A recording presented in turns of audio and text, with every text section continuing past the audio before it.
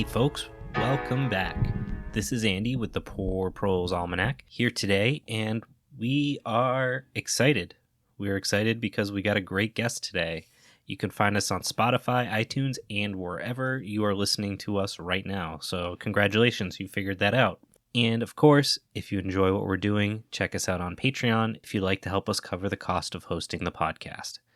We don't explicitly offer any of our traditional content focused on the specific goals of this podcast to our patrons in terms of limited access or anything like that right now.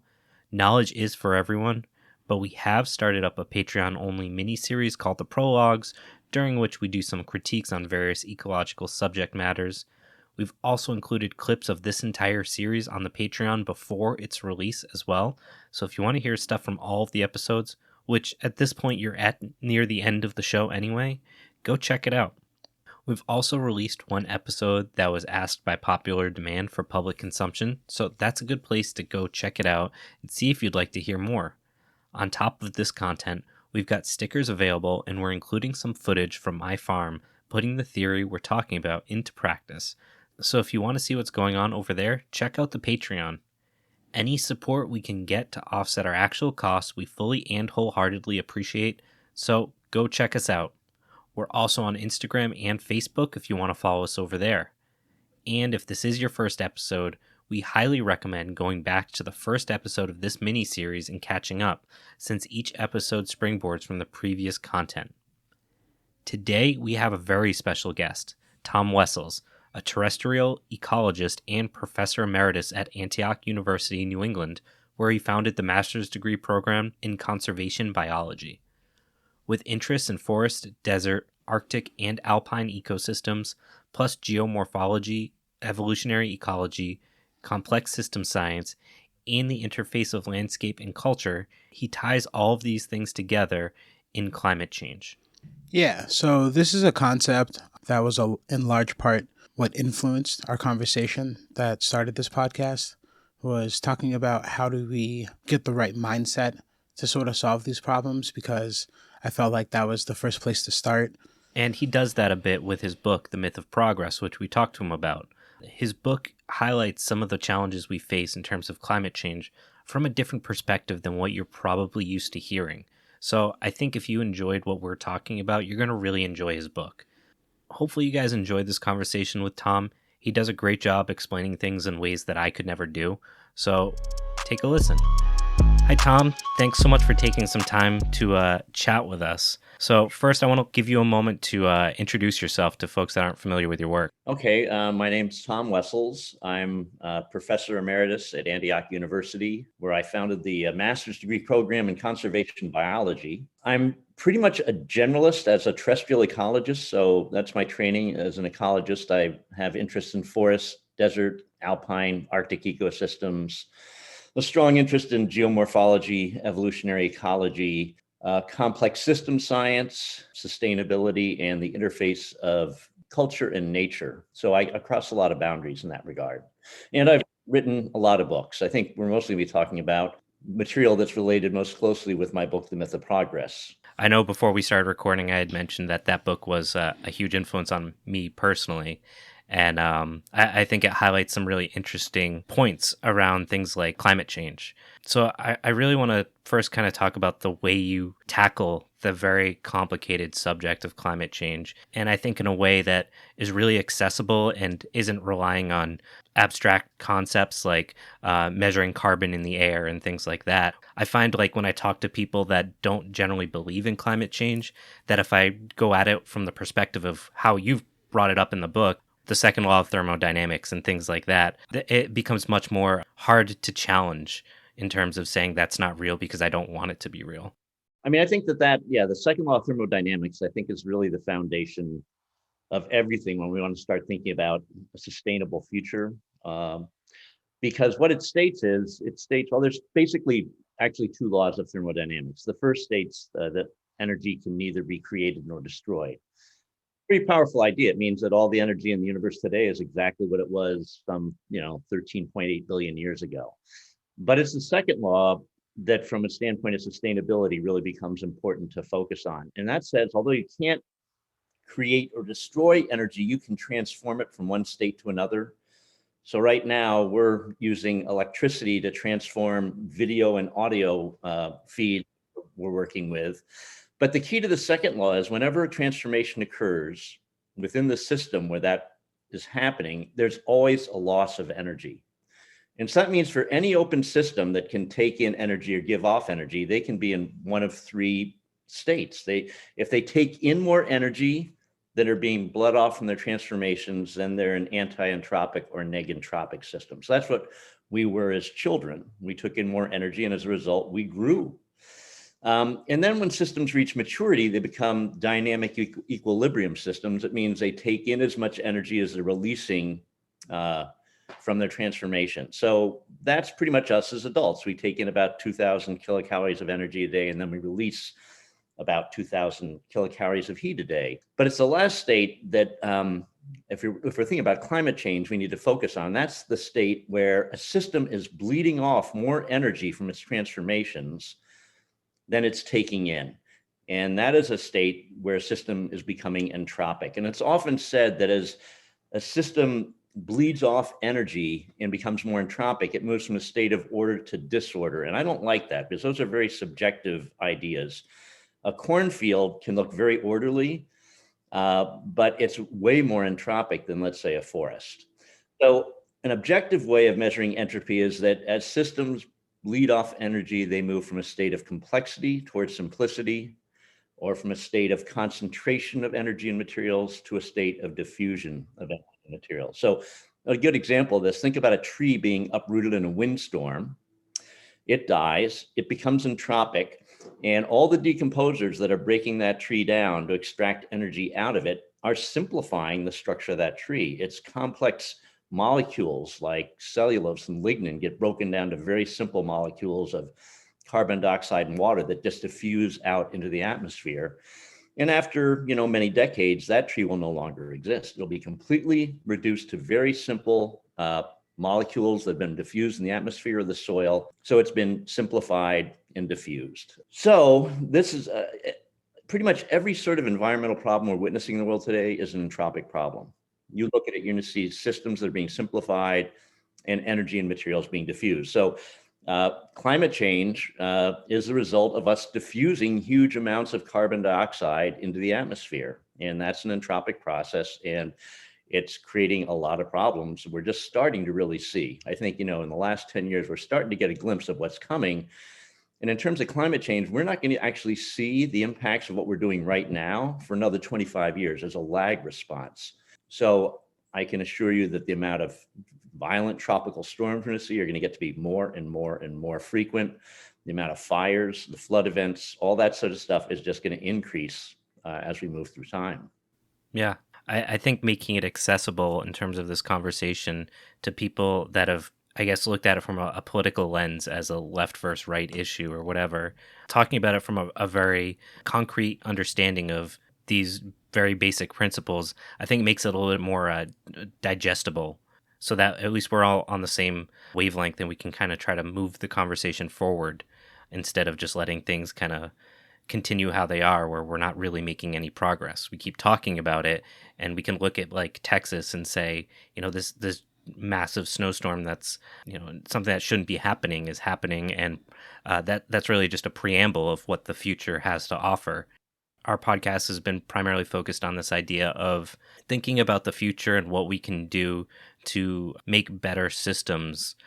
I'm curious about your thoughts looking at different projects that have sprung up over the last couple decades, things like the Zapatistas and Rojava, if you're familiar with them, that have kind of focused their communities and their local direct democracy that's centered on ecology and using things like nested systems of direct democracy to, I guess, have accountability.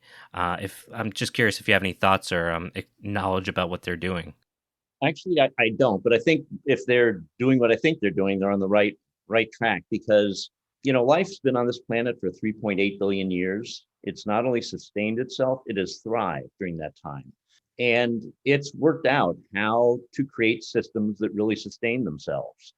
And at the core of it, it's all about creating these networks of robust networks of mutually beneficial interactions where that would be like every person in a community interacting with everyone else in ways that's benefiting everybody. It's all inclusive and it's all beneficial, and it creates this very robust system that has incredible resilience, tends to be very energy efficient. So you really get the benefits of that because you're not getting all that entropic cost and things like that. So I don't know if they're doing it exactly like that, but that's what basically nature does. It builds up these very robust networks of mutually beneficial relationships where every individual or organism doing what it needs to do for its own sake is creating conditions that sustain the whole. And they're by no means perfect, but I think they are an example of the self-determination I think that Andy is pointing to is the ability to change with your ecology when catastrophic things happen or when unexpected things happen that aren't planned for. You have to have an ability to change with that, and I feel like our ability to do that now, like with things like the pandemic and with increasing storms, we don't really have that ability to sort of flex into what we need to be. It seems very static and it doesn't seem like anything's changing, which I think makes the challenge of climate change seem like it's not making any progress. And that combined with, like you said, the time lag, as things get worse, it's going to potentially increase because as global warming increases, as the polar ice caps melt, there's more heat being trapped in the biosphere, right? Yeah, yeah. That's going to cause things to change faster. So all of these small issues seem to compound themselves, and that's why the complex system science. When I read the Myth of Progress, it sort of breaks it down and able to understand how it's kind of like a what's it called, a Russian nesting doll. Yeah. It's all of these little problems inside bigger problems inside bigger problems, and we don't have the ability to change with it, and it seems overwhelming. Yeah, it is. It's a big problem because we've got political systems that can't address it. But I think the good news is that all large scale change in a complex system bubbles up from the bottom. If we're really going to make progress in any of these ways, it's going to be just from the average citizens doing it. And then if enough people get moving in that direction, then policymakers will start to kick in and maybe do something as well. And then change can start happening from the top too. But it has to really be built from the bottom up. And although we don't see much movement at the federal level, we can see it in towns, we can see businesses, we can see it in communities, even states are taking a lot more initiatives here than's happening at the federal level. And hopefully, if people can really start mobilizing and working together, then we can really start to do something. But we still have a lot of people out there that just think it's a hoax, and it's crazy because we've known for golly since back in the middle 1800s that carbon traps heat. You can do very simple experiments with middle school students where you can get these test tubes that come just filled with oxygen, or just filled with carbon dioxide, or just filled with nitrogen, or just filled with methane. They have thermometers in them and they're sealed. You can heat them up and then just let them cool down, and you'll see that nitrogen and oxygen will cool down very quickly. CO2 takes a lot longer to cool down to room temperature, and then methane takes even longer. So this has been known for 170, 80 years. And so if we put CO2 up there, it means that the heat dissipating from the Earth to outer space is slowed, which means we heat up the atmosphere, which means it's more energized. We heat up the oceans. And that means that the weather just gets to be more and more dramatic and extreme. While it would be nice to say we can just, if there was a concerted effort to try to bring our natural systems to what they were 150 years ago before we, clear cut so much of the landscape, what's realistic about trying to improve the forest? So from your perspective, does it make more sense to start thinking about planting for what the environment's going to be in 30 or 40 years versus trying to be what it used to be? Well, I think you have to do both. I think, we know that things are going to change. Things are migrating, species are pulling their ranges northward and stuff. And so we're going to have to help probably some of those species of trees that have really large seeds that don't migrate quickly in terms of their range expansions. We're going to have to assist in moving stuff. We're going to have to make sure we have corridors where species can move and things. But I think one of the biggest things we can do for climate change is just letting our forests age.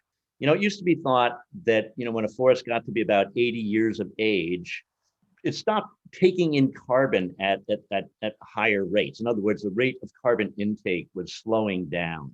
And that said, now we can go in and log and that will rejuvenate it and stuff. What we know now is that trees continue to increase carbon uptake, accelerating it as they get older and older and older. So you let a forest get older and it becomes a huge uptaker of carbon and a huge carbon sink. And then if you're looking at temperate forests or even boreal forests, after about 80 years, more than half of the carbon is down in the ground. We don't even see it.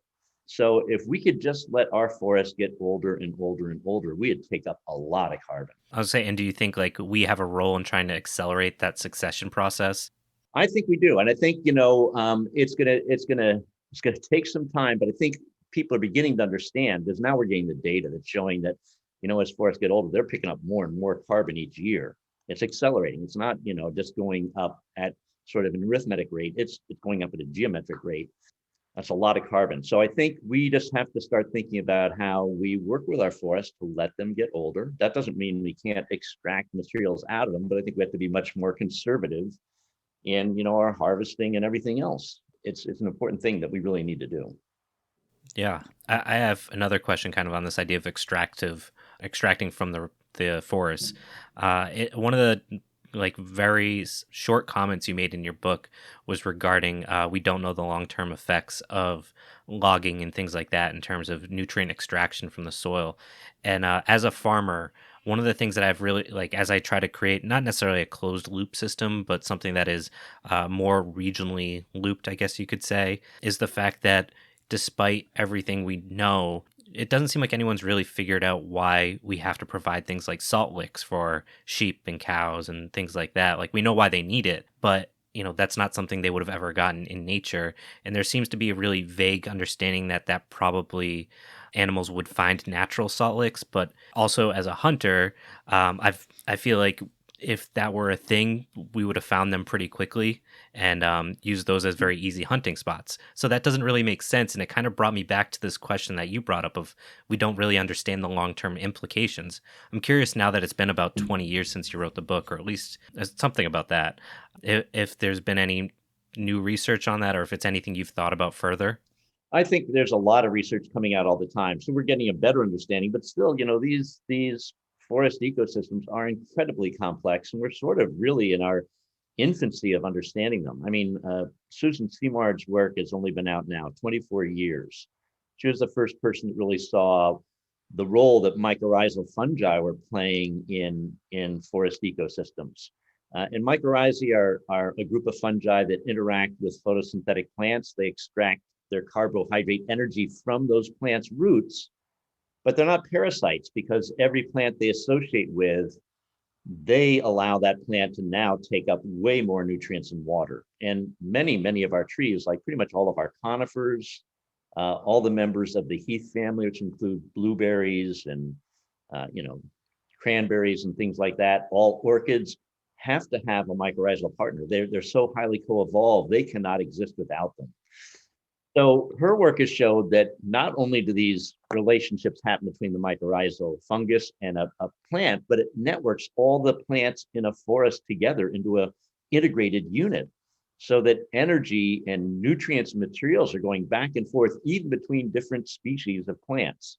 So her study showed that at certain times of year, energies are being extracted from paper birch trees and shunted over to Douglas fir. And then other times of the year, that flow was reversed and taken out of the Douglas fir and shunted over to the paper birch. So we had no idea about that happening just 24 years ago. And now we're beginning to see wow, these things are way more complex and way more integrated than we had thought. I remember when I was in college, one of my forestry professors said that trees simply compete. And so he would do these demonstration logging projects where he'd do these patch cuts and leave one sole tree in the middle as a seed tree and saying, now this tree is really going to do well because we've removed all the competition. Well, probably about 40% of the time, those trees died and he couldn't figure it out. But what we know now is he destroyed that mycorrhizal network that they were relying on. So I still think we're in an infancy of these systems. They're way more complex than we know. And there's going to be a lot of future aha moments about new things we're going to learn about them. So I think that means that we need to be conservative in how we treat them and, go slow. One of the things you also bring up in the book is this idea of the role of technology and how we have to be pragmatic about the utilization of technology and really thoughtful about how we rely on technology or overcomplicate things with technology. And we're talking about the fact that we need to make a concerted effort to be more efficient, and we have to be more thoughtful. Is technology a component of that, do you think, or do you think it's not worth considering the massive sunk costs in developing and mining and all of these things to continue trying to utilize technology in terms of efficiency? Yeah, well, technology is a tool, and there are some appropriate technologies that we can work with, but it's never going to solve our problems. Matter of fact, every single environmental problem we have today is a result of technology that has brought about an unexpected consequence that we weren't thinking about. So I think it is an appropriate tool we can use, but really, if we're going to fix things, we have to dramatically change our worldview. We really need to almost go back to more of an indigenous worldview where really had incredible reverence for nature, realizing we're a part of the natural world, we're intimately connected to it. It is part of us. Our well-being is defined by how well the natural world is doing, and having real tight, robust connections to communities where everyone's looking out for everybody else. When I teach my principles of sustainability class, I say, really at its core, sustainability is all about right relationship to ourselves, to our communities, to Mother Earth. And we've lost that, that we never hear about it in our culture, but in our drive to have comfort, material progress, whatever else, we have shredded relationship, just absolutely shredded. It has gone way far away. I mean, I have one of my students was a teacher at an independent high school, and before the earthquake in Haiti, she'd take her high school juniors down there. This was a Spanish class, and they'd go into these very poor villages, and the people would come out just so pleased to see them, very, just happy, and they're looking at these people thinking, how can these people be so happy when they're so poor? And it started to sink into them what they had. They didn't have much material wealth at all, but they had community. And that was holding them together. And they started thinking, these students that came from affluent places, thinking, God, I don't even know my neighbors. I don't even see them. We have a hedge around our lawn. And it's never talked about in our culture, but relationship within community and to the natural world has really been shredded, and that's not a healthy thing. It's been replaced. There's a whole lot of distractions and replacements that people use for relationships today, and that's a different conversation entirely. But I do agree with that, and I think that people's worldview does need to change. I feel like with technology and the internet and information being as readily available and at your fingertips as it is today, the world has felt like it's gotten smaller, but people have failed to realize that we're all global citizens. And I don't think people have taken on that civic responsibility of being a global citizen yet. They're still kind of operating in a smaller version of the world where they don't see it, it doesn't really exist. Yeah. No, that's true. And I think that's also been exacerbated by media and all these other things, and the fact that we do work longer hours and take shorter vacations and have less disposable income than previous generations, that we don't have the resources to make those connections in communities. And like you said, with the development of communities, things like hedges and like those natural barriers that eliminate the sense of community, it's hard to be held accountable to your local community for the ecological destruction you might be doing by driving an F-350, whatever, there's less accountability because of that isolation, which is just, I think, further accelerating some of these challenges. It's interesting. One of my former students started a timeshare, work timeshare thing in the town of Brattleboro, Vermont. And I think they have, 400 or more people involved in that. So everyone just offers something they can do as a skill that they're good at. And so if they put an hour of work in for somebody, they can take an hour of work out from somebody else. And it's marvelous because it doesn't matter if you're a lawyer doing pro bono work in that timeshare, it's 1 hour work is the same if you're someone who's just mowing a lawn for somebody for an hour. But what they found was, and it wasn't sort of expected, was all these people that had never interacted, didn't know each other, all of a sudden were interacting. And even more than the beneficial work that was going on was this development of this feeling of real community, of connection, of wow, we're helping each other. We're a part of all this thing together. It's, just something simple like that can really do a lot. Yeah, and I think it speaks to our innate desire for that community Yeah, that we seem to be very divorced from right now. yeah, we are. And it is innate. I mean, we're hardwired to want. I mean, our species has been on this planet for over 200,000 years. And for 95% of that time, all people lived in basically gathering hunting clan groups. And their survivorship was completely nested in the well-being of that clan group. So everyone took care of everybody because that's how you did it. And we are hardwired to want to do that. And I think about how complex those relationships can be. You even just used the word nested, which goes back to what I was talking about the Russian dolls. It seems like in order to fix this, and like you said, it has to start on one of the smaller scales, or one of the smaller dolls, if you will. It has to start from there, and then we have to build outward in order to sort of correct the path that we're on. Because right now those changes and those connections aren't being made. And it really seems like those relationships, and I think in the book, The Myth of Progress, you refer to it as fuzzy boundaries. And I really thought that that was an interesting way to put it, because it's not a hard line or, a line drawn in the sand so much. There's energy and things are able to pass through. And that's kind of what we need to do with these relationships. There needs to be an ability to change and respond. Yep, that's true. I want to kind of change gears a little bit. One of the things that you had talked about was David Corden's work on regionalized economies, where direct ownership and conversely the outflows of the bad parts of capitalism, say dumping toxic waste in poorer countries or poorer neighborhoods, can't really be outsourced, and it forces communities to be much more thoughtful about things, whether it's industrialization or the way we treat our landscape, things like overhunting or over foraging, which is a challenge here. We live towards the Cape Cod, and that's foraging is now a very popular activity, but it's destroying a lot of the slow growing things like ramps and so on. Do you think that we can still put these building blocks together in terms of trying to create these very regionalized economies while global capitalism and our modern understanding of capitalism continues to exist?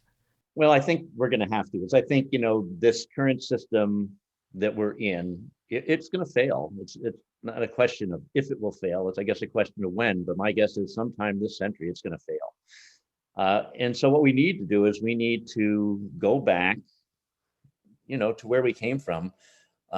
Again, I think, like, if we're talking about agriculture, we just have to have a lot of farmers out there that are doing small scale farms that are working at regional and local scales.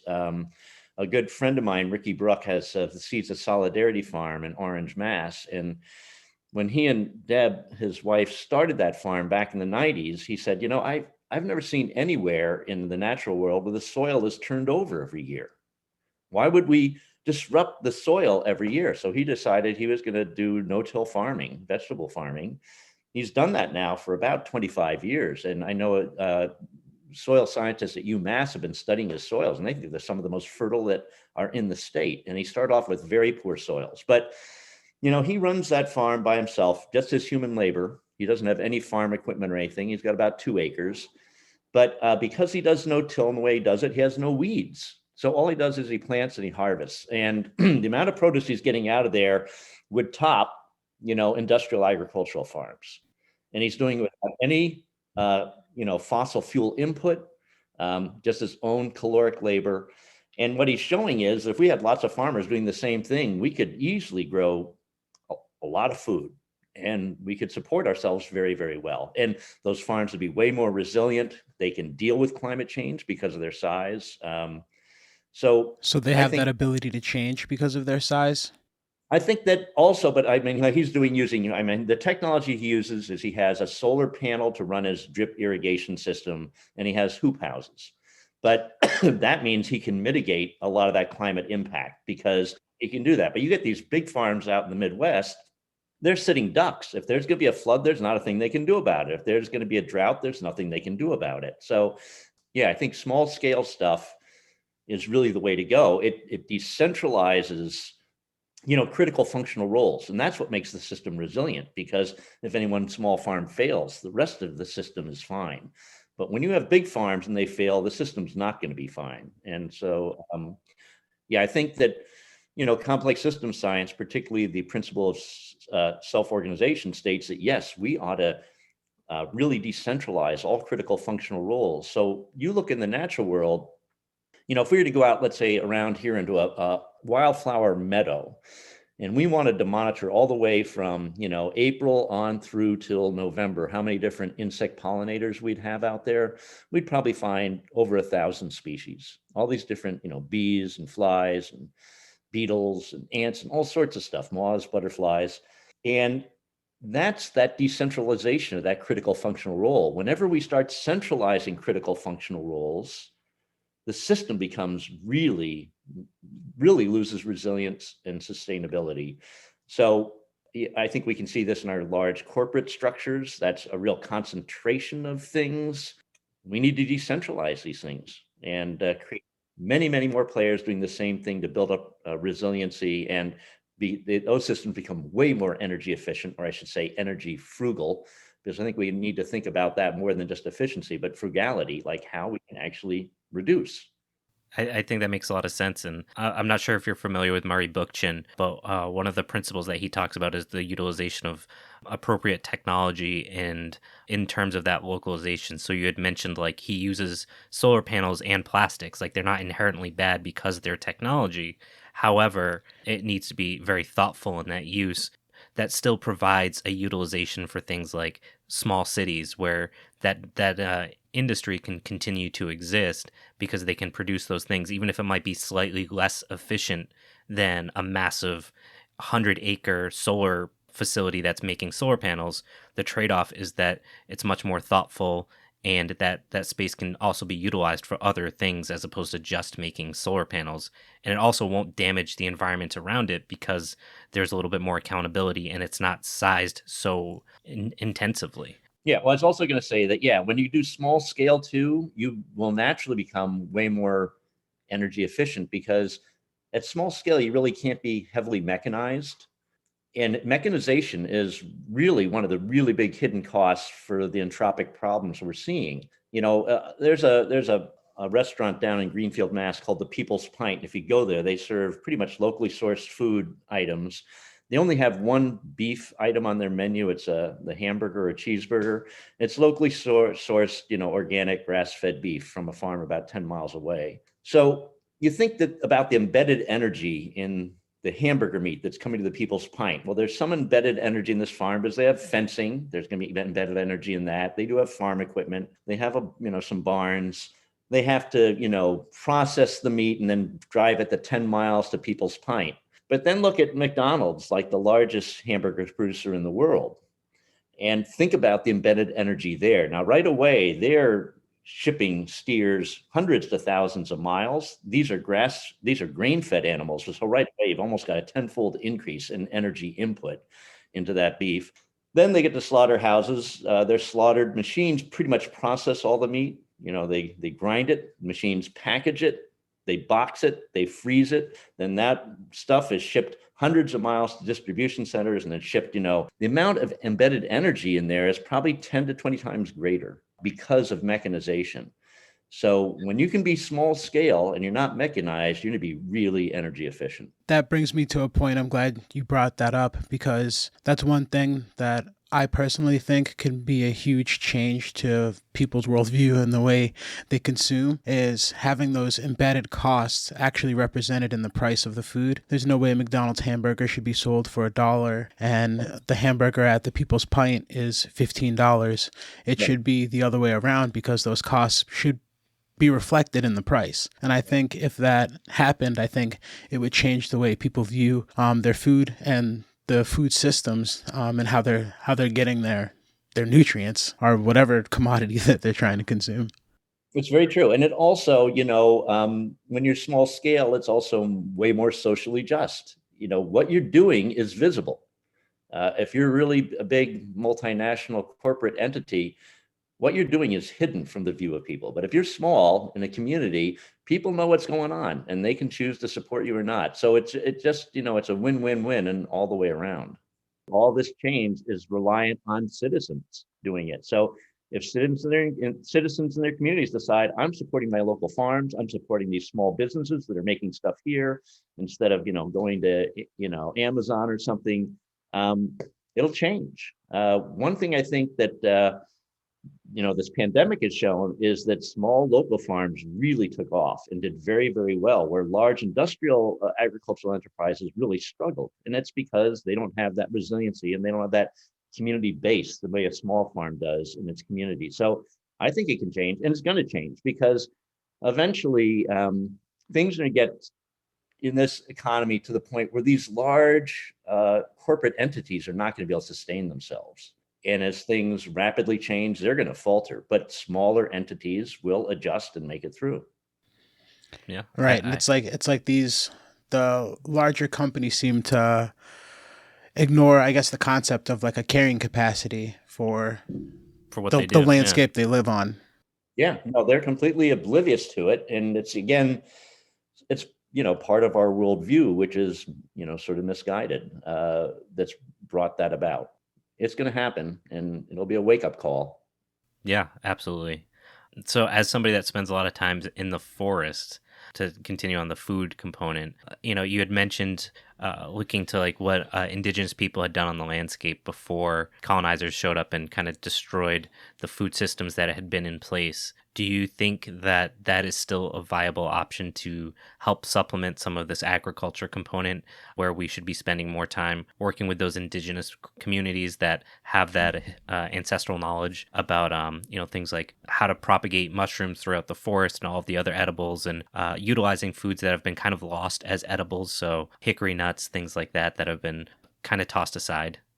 Yeah, no, I think there's a lot of indigenous knowledge that can be really, really useful to us. And, bringing back indigenous practices is important because they can demonstrate how we can work with Mother Nature in ways that's respectful and productive.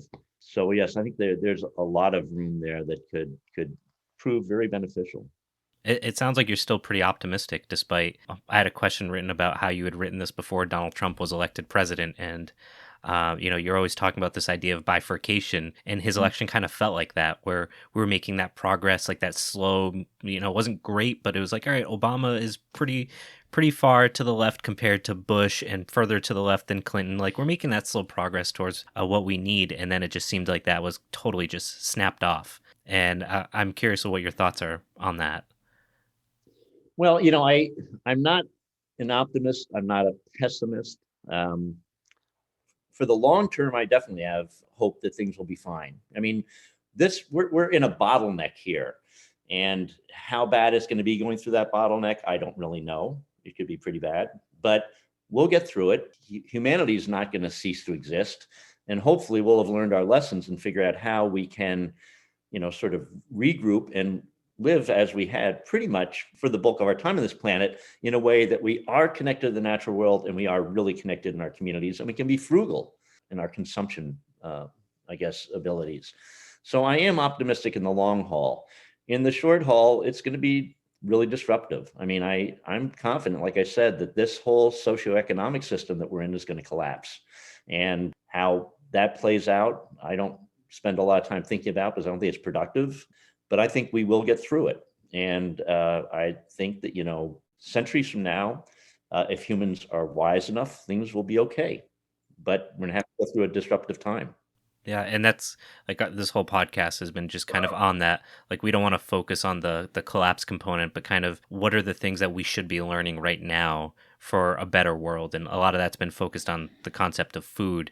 And I, as somebody that does spend a lot of time foraging and out in the woods and just generally fishing and all those other things, I do think it's really important to think about our relationship with not just how we grow food, but that natural world that, especially in North America, or what we call North America today, had traditionally been inextricably tied to how people had lived. Well, I'll just add on. I think, becoming more food self-reliant is really important, but I think a critical component is going to be building healthy, resilient communities. I think we've really lost that, and I hope, and I just don't know, with the younger people today that are so into social media, the skills that are really needed are where you are in real time and place, and that's interacting with people that are your neighbors in your community, working together to create networks that are going to support you and everybody else. So I think that that's a really important thing we have to be doing, and we need to be teaching young people about this, because I think of all of the generations, they're probably the ones that may be least prepared. If they're social media savvy, they might not be, community-based savvy in their own local communities.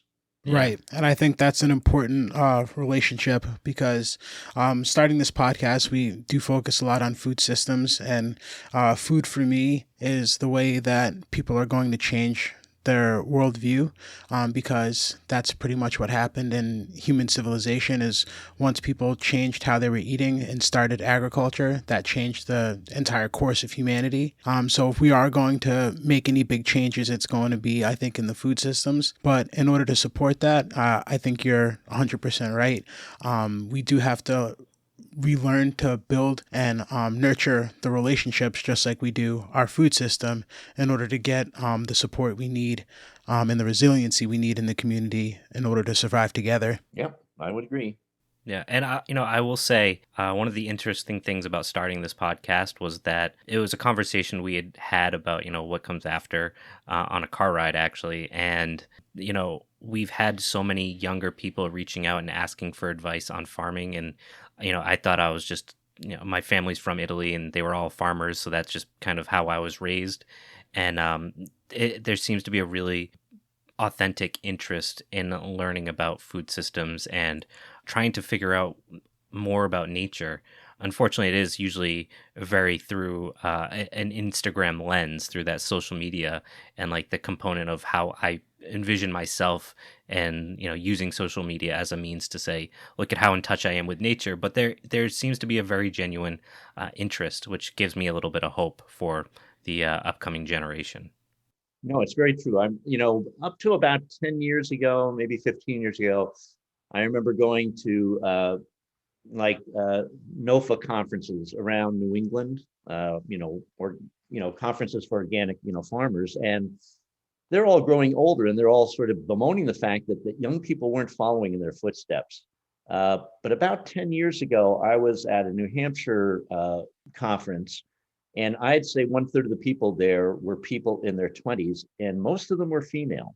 So it's like, I think with young women, it's really been a resurgence in terms of, farming. It's been a big, big thing. And that's a very positive thing, because, I think job security, quality of jobs is getting harder and harder for people to find as our economy develops. But farming is a great job for people that are committed to it. Definitely not going anywhere. Yeah. Always going to need farmers. Always going to be really essential. Yeah. I'm in my 30s, my mid 30s. When I was in college, the idea of like local food was just starting to become a thing. And now I look at like young kids and the opportunities they have for things like organic foods, free range foods, access to all these different things. We have an intern that does most of our editing, and he actually is in school in Vermont, and he's like, I want to go be a farmer when I graduate, and he's going to school for botany. And it's really inspiring to see that a lot of kids really seem to be taking up the call in a lot of ways. Yeah. No, I think it is. It's very encouraging. Thank you so much for coming on. It was great to have you and hear your thoughts on a lot of these subject areas. As always, if you enjoyed the episode, please give us a review on iTunes, which heavily impacts our outreach to new listeners and helps us bring on new and exciting guests. We always appreciate your support, and we hope you enjoyed this conversation. This is Elliot. This is Andy. With the Poor Proles Almanac.